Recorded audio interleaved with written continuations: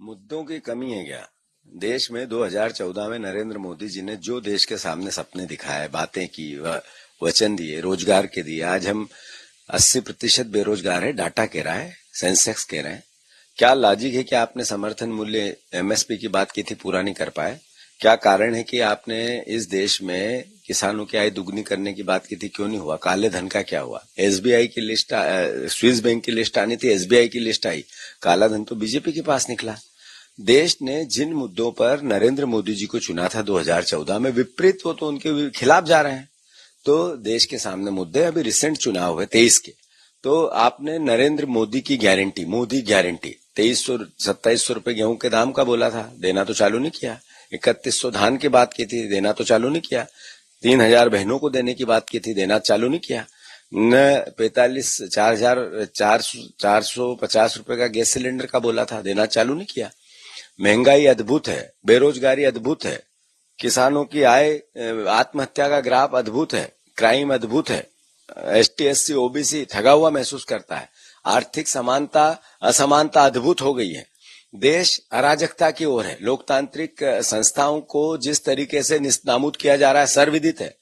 एक भ्रष्टाचार के खिलाफ लड़ाई क्या है कि भारतीय जनता पार्टी 154 लोगों पर ईडी की कार्रवाई करती है, सीबीआई की कार्रवाई करती है, 121 बीजेपी में चले जाते हैं, कार्रवाई बंद। और विपक्ष के लोगों के खिलाफ रोज प्रोपोगेंडा होता है और मीडिया बताती है। तो ये देश का लोकतांत्रिक ढांचा बिगड़ रहा है। तो ये तमाम बातें हैं, देश जानता है, समझता है, देश की जनता समझती है, जनता जनार्दन भगवान तुल्य होती है, ईश्वर तुल्य होती है, निर्णय लेगी। अरविंद केजरीवाल को जो बंद किया है, इसके पीछे क्या था? नेचुरल है विपक्ष को कमजोर करना, लोकतांत्रिक व्यवस्थाओं को निस्तामुत करना। अब किसी भी परसेप्शन से, पब्लिक परसेप्शन से डरना नहीं, मीडिया को अपने साथ लेके काम करना।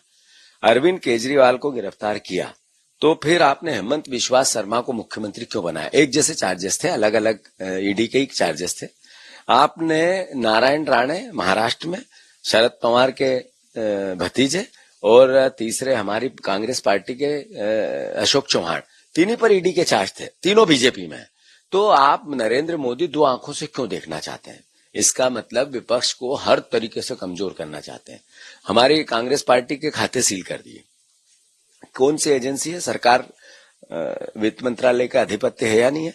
अगर कर दिए, इसका मतलब क्या है? इस समय जब चुनाव की दहलीज पे है देश, इसका मतलब है आर्थिक तोड़ दो, नेताओं को अंदर कर दो, लोकतंत्र को डरा दो, नेताओं को। मध्य प्रदेश में देखो आप, जो नगर पालिका अध्यक्ष है, अविश्वास प्रस्ताव आएगा, चलो बीजेपी ज्वाइन करो।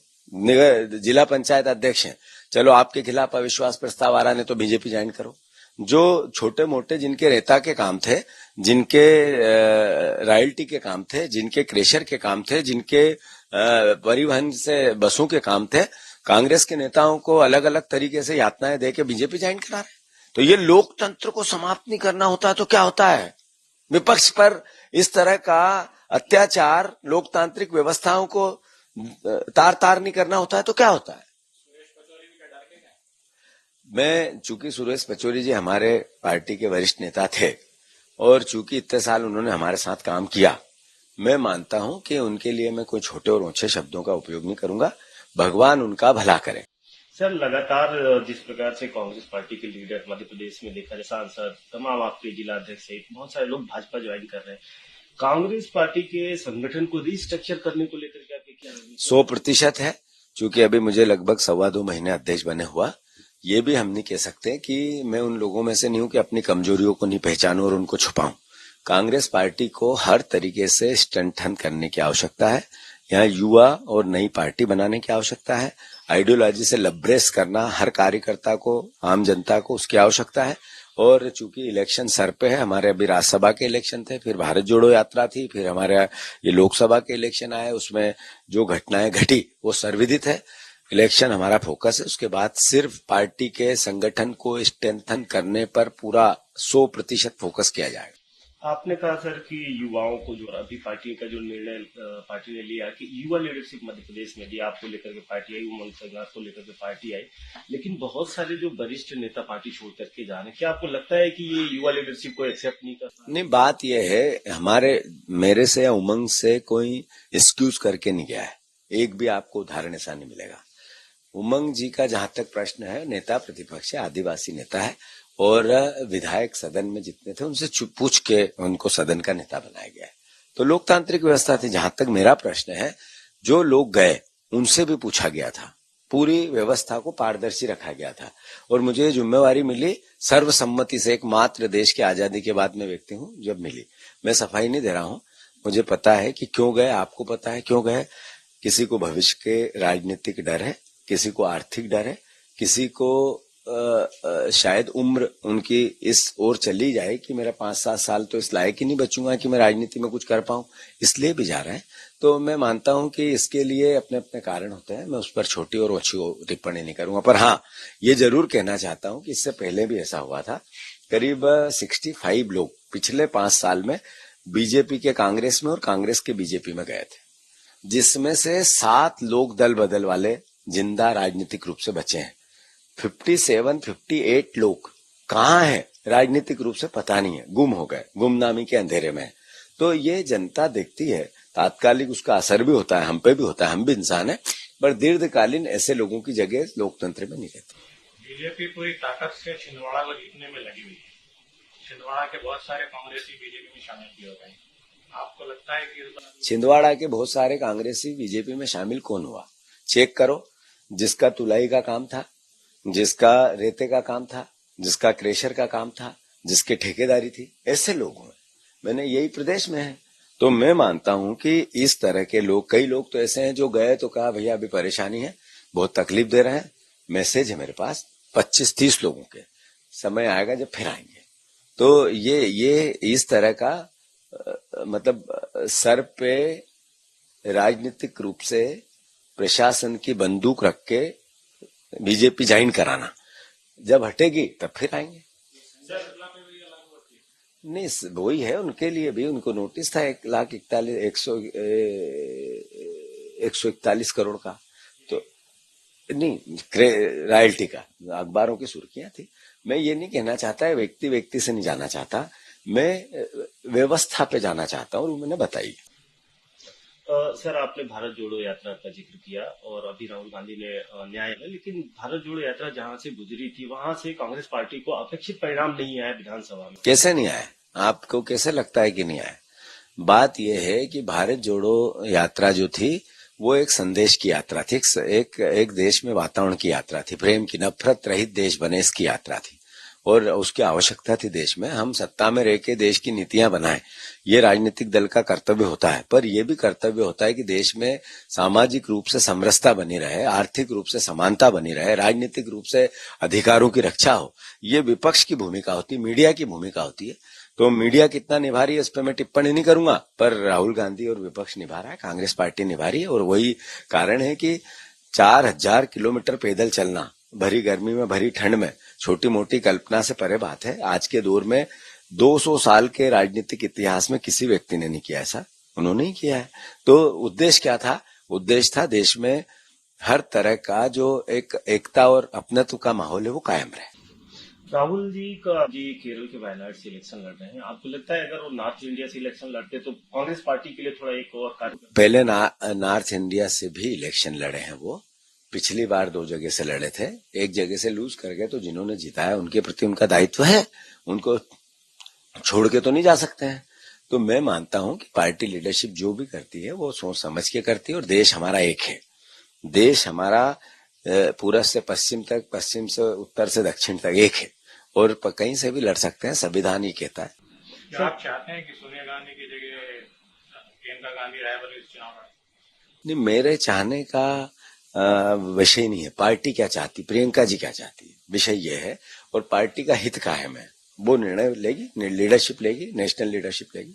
सर, मध्य प्रदेश कांग्रेस को की जब भी बात गुटबाजी की बात होती थी, कई गुटों में कांग्रेस बटी हुई है, लेकिन अगर हम बात करते हैं पहले सिंधिया गुट चला गया, अब पचौरी गुट चला गया, तो क्या कांग्रेस पार्टी में अब जो बाकी बचे हैं सब कुछ ठीक ठाक चल रहा है? नहीं, बात यह है कोई गुट का विषय नहीं है। क्यों सिंधिया गए, सर्वविदित है। मैंने कहा मैं अब छोटी और ऊंची टिप्पणी नहीं करूंगा, हम उनके साथ काम करते थे, वो चले गए, भगवान उनका भला करे। क्यों पचौरी जी गए, वो भगवान, पार्टी से उनने क्या लिया, सर्वविदित है। अब बार बार उसको बोलने की आवश्यकता नहीं, पार्टी को उनने क्या दिया ये भी सर्वविदित है। तो जिस दिन बन के आया उस दिन भी मैंने कहा मैं नहीं, हम में हमारा विश्वास है। गुट की पॉलिटिक्स क्या होती है यहाँ समाप्त हो चुकी है। सामूहिक लीडरशिप का भाव हमारी पार्टी के सारे यूथ में होना चाहिए और उसी के आधार पे हम काम कर रहे हैं। आप देखो कि मैं जब से अध्यक्ष बना हूं, एक भी ग्रीवेंसेस किसी भी प्रकार की छोटी मोटी अखबारों में छपी वो भी हवा की बातें थी, नकली बातें थी, असली नहीं थी। तो ये मेरा दायित्व भी है, खैर मैं कोई वो नहीं कर रहा हूं। तो हमारी पार्टी एकजुट है, एक साथ है और गुटी व्यवस्थाएं यहाँ इतिहास बन गई है। आपको क्या लगता है इस बार कितनी सीटें आएंगी कांग्रेस? हम विधानसभा जब चुनाव हुए थे और जो परिणाम आए थे उसमें करीब 12 सीट ऐसी थी जो हम जीते थे या आसपास थे। फिर कुछ कास्ट इक्वेशन ये बोलती है, पार्टी का जो लोकतांत्रिक व्यवस्थाओं का जो सिनेरियो ये बोलता है कि हम 15 सीटों पे अच्छा आ सकते हैं अपर साइड, और कांग्रेस पार्टी का आधा हिस्सा जरूर बनता है।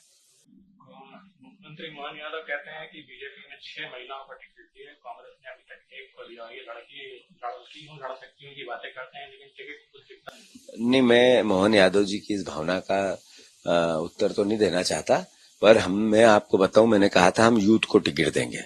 हम 50 साल से नीचे के 80% टिकट दिए हमने ये कहा था कि हम ST SC OBC का समावेश ऐतिहासिक करेंगे। 80% टिकट दिए हमने ST SC OBC को, तो बीजेपी ने नहीं दिए।